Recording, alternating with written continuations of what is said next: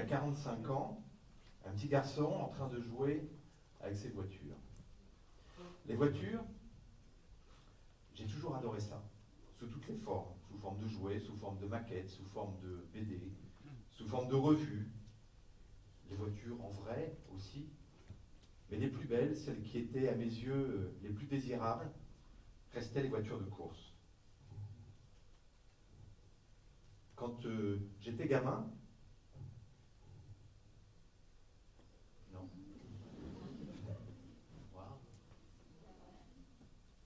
Voilà.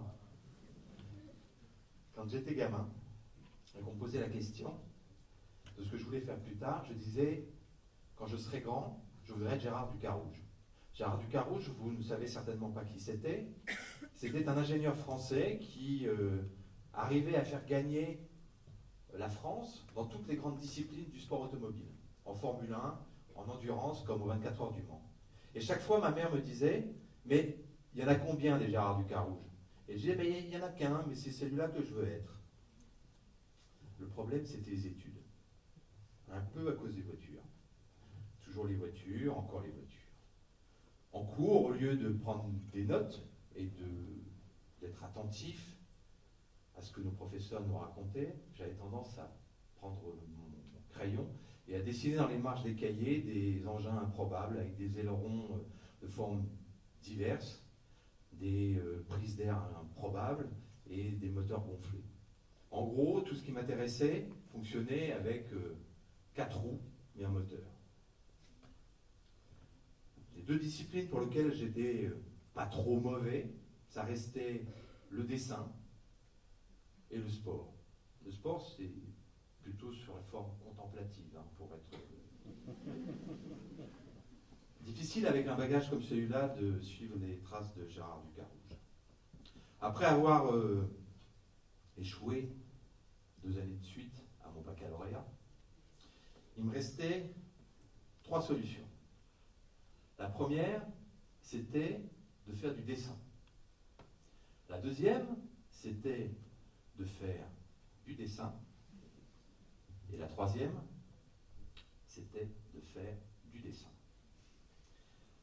En conséquence, je me suis inscrit dans une école de dessin. Je suis rentré à l'école de Penningen, en atelier préparatoire, et puis, par miracle, j'ai été admis en année supérieure. Et là, j'ai eu une espèce de déclic, une espèce de révélation, où j'ai pris conscience que si je ne me mettais pas à travailler, si je ne saisissais pas la chance qui m'était donnée, j'avais probablement toutes les chances de rater ma vie.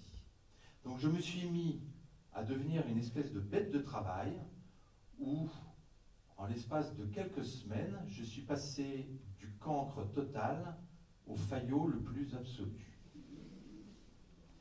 Donc les projets tels qu'ils m'étaient présentés, il fallait absolument que je les réussisse, il fallait absolument que j'arrive à sortir de cette école avec ce diplôme, et s'il fallait faire les dossiers 1 fois, 2 fois, 5 fois, ben, je les faisais autant de fois que nécessaire.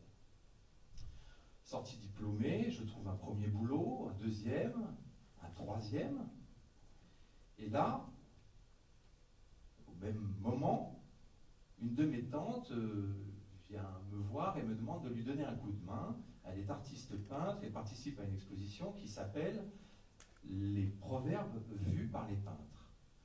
Son choix s'est porté sur un proverbe qui s'intitule « La fortune sourit aux audacieux ». Vous imaginez la promesse. La fortune sourit aux audacieux. J'avais jamais entendu parler de ce proverbe et je peux vous assurer que ça a été pour moi une vraie révélation. Et après 14 mois de salariat relativement insatisfaisant, je décide à ce moment-là de vivre de mes propres ailes, de monter ma propre entreprise et d'avoir ma propre expérience professionnelle. J'attaque des petits métiers de transition, de remplacement, et puis des premières références. Je savoure les premiers instants de voir mes références couchées sur papier glacé, avoir mes propres clients, avoir mes propres projets. Je découvre la chance de travailler avec les premières grandes marques, Mais je découvre aussi le fait d'avoir une progression relativement chaotique, l'irrégularité du travail. L'agence est là, elle fonctionne, mais elle fonctionne à la mode dragster. Qu'est-ce que j'appelle le mode dragster? C'est on fonce, on freine, on fonce, on freine, l'activité est là, elle n'est plus là, elle est là, elle n'est plus là, etc. Et là, tout d'un coup, un jour, patatras. La banque m'appelle, Monsieur Tremblot, il faut que vous veniez nous voir. Je me rends à la banque et on m'annonce que j'ai un découvert de 50 000 francs. Je n'avais pas vu venir. À l'époque, 50 000 francs, c'est l'équivalent de 50 000 euros de maintenant. Et le banquier, au regard des documents que je lui présente, me donne 3 jours pour couvrir le découvert. 3 jours où je suis interdit bancaire, 3 jours où la boîte s'arrête. Donc je rentre à l'agence dépité et je me mets à compter les tables, les chaises, les lampes, les corbeilles à papier. Inutile de vous dire qu'évidemment, je n'arrive pas au bout des 50 000 francs, même de l'époque. Et là, par un hasard un peu plus extraordinaire, on sonne à ma porte et un entrepreneur que j'avais fait travailler quelques années auparavant, quelques mois encore auparavant, vient me voir en me disant « J'étais dans le coin, ça fait longtemps qu'on ne s'est pas vu, qu'est-ce que vous avez comme actualité, est-ce que vous n'avez pas quelque chose à voir en ce moment, etc. » Bon, je lui raconte rapidement mon rendez-vous du matin. Et là, chose incroyable, improbable, le type met la main à sa poche, il sort son carnet de chèques et il me fait un chèque de 100 000 francs. En me disant, écoutez, moi je crois en vous, votre banque est stupide, allez déposer ça, allez couvrir votre découvert, mais vous ne pouvez pas vous arrêter comme ça. Alors évidemment, je m'exécute. Il y avait de quoi mettre un peu de carburant dans le dragster. Donc, les affaires reprennent même assez vite, et sous 15 jours, 3 semaines, je crois, j'ai pu rembourser l'avance qu'il m'avait faite grâce aux acomptes des nouveaux contrats qui sont arrivés. Et puis, l'activité de l'agence reprend avec son activité de dragster. Ça avance, ça progresse, ça avance, ça progresse. Et un jour de plus rien, et fier de cette première expérience, je me dis, je ne peux absolument pas... Donc un jour de plus rien, c'est un jour où vous arrivez au bureau et vous dites, les affaires sont finies, ça s'est rendu, ça s'est terminé, qu'est-ce qu'il y a à faire? Il n'y a rien à faire. Donc vous dites, je ne peux pas attendre comme ça, les mains dans les poches, que le téléphone sonne. Et ce jour-là, il y avait le départ du Paris-Dakar. Je décide de me rendre au départ du Paris-Dakar. Je ne sais absolument pas ce que je vais y faire.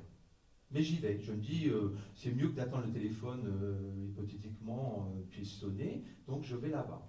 Et je décide de me promener au gré des allées, au milieu des voitures de course, dont je ne sais absolument pas pourquoi, enfin je sais pourquoi elles sont là, mais je ne sais pas pourquoi ce que je viens y faire. Et je me trouve à un moment donné, au détour d'une allée, nez à nez, on va dire même nez contre calandre, avec un engin totalement improbable.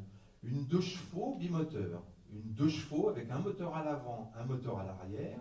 Ça a un look de 2 chevaux, mais ça roule comme une Porsche.